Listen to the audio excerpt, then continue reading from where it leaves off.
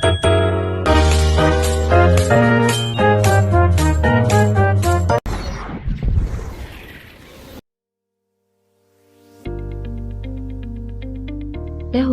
kereta api menjadi salah satu sarana transportasi utama masyarakat Indonesia. Namun, pada masanya, pelayanan kereta api masih menghadapi berbagai tantangan. Seperti keterlambatan jadwal, kondisi gerbong yang kurang nyaman, serta minimnya fasilitas menjadi hal yang sering dirasakan oleh para penumpang. Kondisi inilah yang kemudian menjadi dasar perlunya perubahan dan pembenahan secara menyeluruh. Dalam dunia pelayanan publik, seorang pemimpin tidak hanya dituntut untuk bekerja, tetapi juga mampu memberi teladan, menjaga integritas, serta menghadirkan solusi bagi masyarakat. Salah satu sosok yang berhasil membuktikan hal tersebut adalah Bapak Ignatius Jonan. Beliau lahir pada tanggal 21 Juni 1963 di Singapura. Beliau adalah seorang tokoh bangsa yang dikenal tegas, inovatif, dan berintegritas. Ignatius Jonan seringkali dianggap sebagai bapak transformasi BUMN di Indonesia, terutama berkat revolusi yang ia lakukan di PT Kereta Api Indonesia atau KAI. Gaya kepemimpinannya sangat selaras dengan core value berakhlak, berorientasi pelayanan, akuntabel, kompeten, harmonis, loyal, adaptif, dan kolaboratif. Berikut bagaimana Ignatius Jonan menerapkan nilai-nilai tersebut. Yang pertama, berorientasi pelayanan, yang berarti berkomitmen memberikan pelayanan prima demi fokus pada kebutuhan dan kepuasan masyarakat. Jonan mengubah mindset KAI dari berorientasi produk menjadi berorientasi pelanggan. Ia menghapus praktik penumpang di atap kereta, membersihkan toilet stasiun hingga standar hotel berbintang, dan memastikan semua gerbong kelas ekonomi menggunakan AC. Ia percaya bahwa setiap penumpang tanpa memandang kelas tiketnya berhak mendapatkan pelayanan yang manusiawi. Yang kedua, akuntabel, yang berarti bertanggung jawab atas kepercayaan yang diberikan. Jonan dikenal sangat tegas dalam menjaga integritas dan transparansi.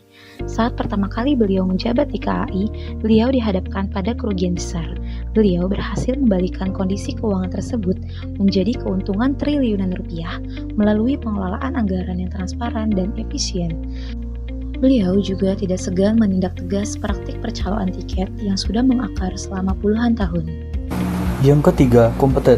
Ia selalu menekankan pentingnya profesionalisme dan standar tinggi dalam bekerja.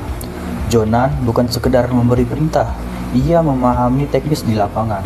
Ia sering melakukan sidak untuk memastikan standar keselamatan dan operasional dijalankan dengan benar. Ia terus belajar dan mendorong karyawannya untuk memiliki sertifikasi dan kompetensi internasional. Dari sisi harmonis, Ignatius Jonan paham betul bahwa perubahan tidak bisa berjalan sendirian. Ia membangun hubungan kerja yang saling menghargai antar pimpinan, pegawai, hingga masyarakat sebagai pengguna jasa kereta api. Disiplin diterapkan dengan tegas tetapi tetap adil. Semua pegawai diperlakukan sama tanpa pandang jabatan.